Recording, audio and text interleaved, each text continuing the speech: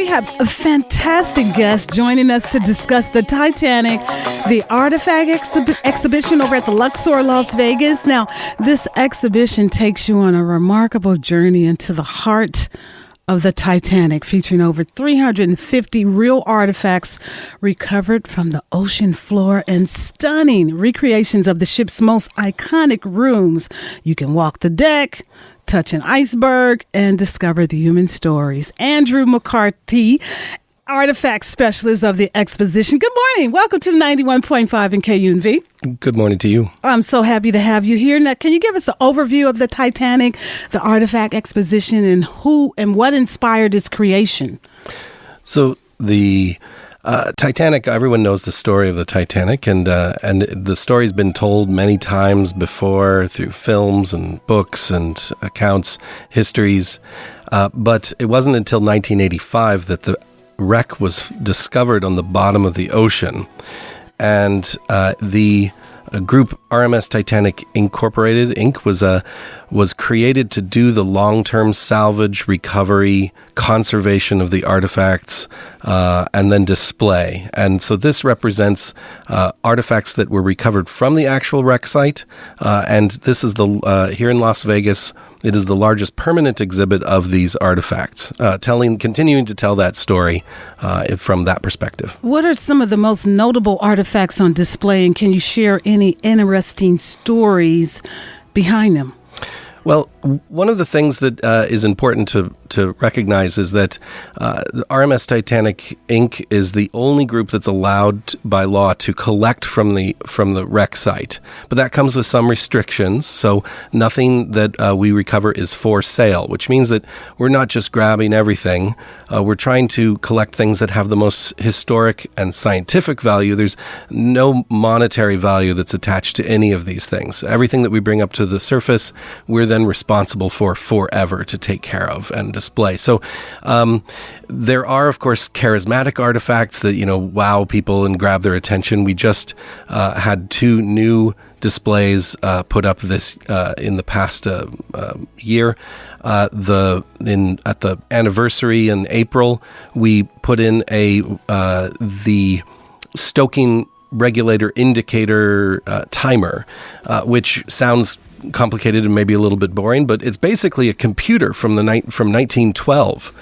Imagine dropping your computer into the ocean, letting it sink 2.5 miles down, and then 113 years later, see what you can do with it.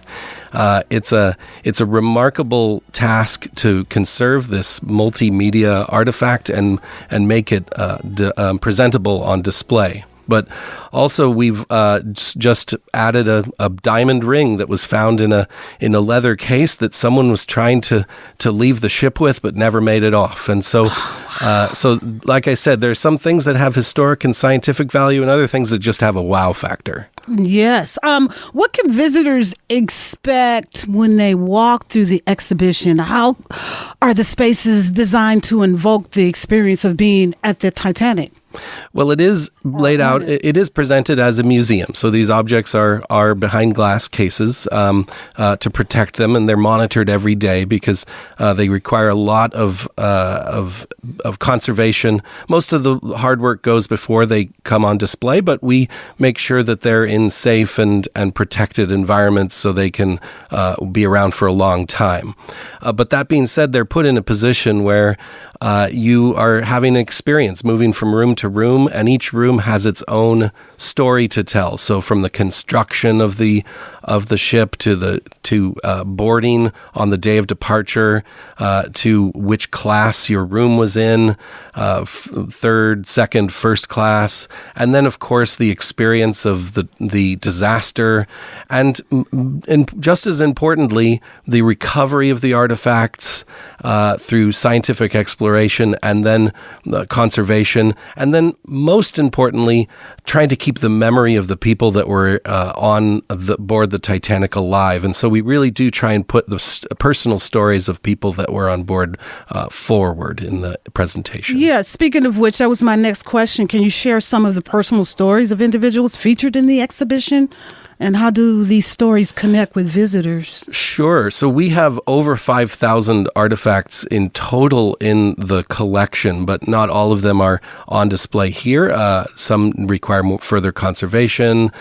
We try and cycle things in and out of the exhibit from time to time, especially ones that tell different individual stories. And so what we recover sometimes are bags, suitcases, of individuals, and sometimes those have information inside of those that tell us who that belonged to, which means that all of those possessions belong to an individual person. So when we find that, we'll present an entire viewing case with some of the artifacts from this individual and try and tell their story, whether they survived or not, and also who they were, what they were doing on board the ship, and a little bit about their memory, keeping their memories alive. And it's important as the artifact specialist, I interact with a lot of people coming through the exhibit, and it's not uncommon for me to meet someone who has a personal connection to people that were on board the Titanic. 113 years ago seems like a long time, but the echoes are still felt really, really strongly. Definitely. Now, during this exposition, what's the ambience like? Are you guys playing Celine Dion's My Heart Will Go On or other music? No. Whatever brings people to the Titanic is fine, right? And I do get people that are asking me whether this was where Jack and Rose met, and I'm like, well, they're fictional. And so we try and stick to the facts, but of course, it's fun for people to come in with that idea. But we also, it's a little, some people get disappointed that there's no Heart of the Ocean and there's no Jack and Rose. And I'm like, well, your heart will go on. Yes, exactly. If you're just joining us, we're in studio with Andrew of Titanic, the exhibition. Now, how does the exhibition aim to educate visitors about the Titanic and its historical significance? Well, there's so many different perspectives you can look at the Titanic. Everyone knows the story, but they may not know the details. And so there's for students, children, anybody really. And I don't put myself out as an expert on the Titanic. I meet people all the time that have been studying this for longer than I've been alive. So I bow to, or I'm part of the contribution towards this understanding. But I do try and convey information for people that gives them some of the real details. And so for students and children and things like that, learning about the history, the time period that this took place, and how it was different in some ways. I get people asking me, well, how did they provide light on the ship? It was all electric lights. That's familiar to us, right? But when I bring up a detail like we found a toothpaste container, and I say, well, what flavor was this? It was cherry. That's a little different. So It's bringing them into the past like it's a foreign country, so they can experience what was the same, what was different, but they can also see things like how engineering has changed, how social classes have changed, the economics, immigration. There are millions of people coming to America at this time, and then of course the events of the sinking and how maritime safety has improved. So there's so many different angles and perspectives, and so we try and highlight these through the artifacts, present these in that way. But of course, like I said, we try and put the people's story first, and so you can enter into the story of the Titanic from a lot of different perspectives, but also different scales. What drew you personally to be involved with the exhibition? Well, I'm an archaeologist. I teach archaeology, and this was something where the artifacts, as an archaeologist, artifacts are universal. So I've been around artifacts a long time.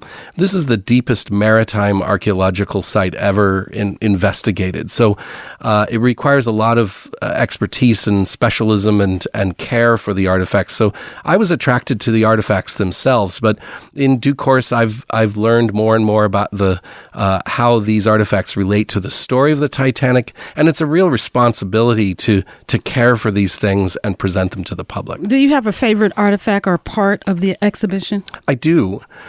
So it will sound strange because it's not the artifact, but it's what it's made of that's so interesting to me. There are two photographic development trays back when we had to develop photographs, and they're lovely in their own right, but they're Bakelite. Now, Bakelite was the world's first plastic, mold-made plastic, and it just went on the market about a little over a year before the Titanic set sail. And so this was a state-of-the-art material, and we recovered 2 photographic development trays of that material, and I think that's pretty remarkable. Imagine how many plastics you'd find if a boat sank in the ocean today. Yeah, absolutely. Now, Andrew, what message do you hope visitors take away after experiencing this exhibition? A couple of things. Well, first, like I said, the personal stories are something that are really impactful. I mean, I get people, crying about it. That's not uncommon. It's pretty emotional. But also, I think that the science behind the recovery of these artifacts is really, really important and special. And I think that public support for activities like this that investigate the past, preserve the remains from the past, and then present them to the public is something that really requires people to get behind, or else it will fall away. So if we don't, as the public, support it, then we might not have these things. Nothing lasts forever, and so the work that we're doing is our last chance to preserve some of these things. So even coming to the Titanic and the ticket that you pay to enter is supporting that mission and preserving the memory of the Titanic. Nice. All right. Well, thank you so much, Andrew McCarthy, for joining us today. It's been enlightening to learn more about the Titanic, the artifact exposition, and the incredible stories behind it. It's so touching. And for those in the Las Vegas area, if you're interested in seeing the show, it's at the Luxor, and you can experience this unique journey into history. Is there a time frame that this exhibition is open? It's open from, it varies according to time of year, so check the times, but it opens at 11 every day, and it closes at the moment at 6 p.m., and last entry is at 5, but we will change those to longer hours and busier times down to 8 p.m. Okay, all right.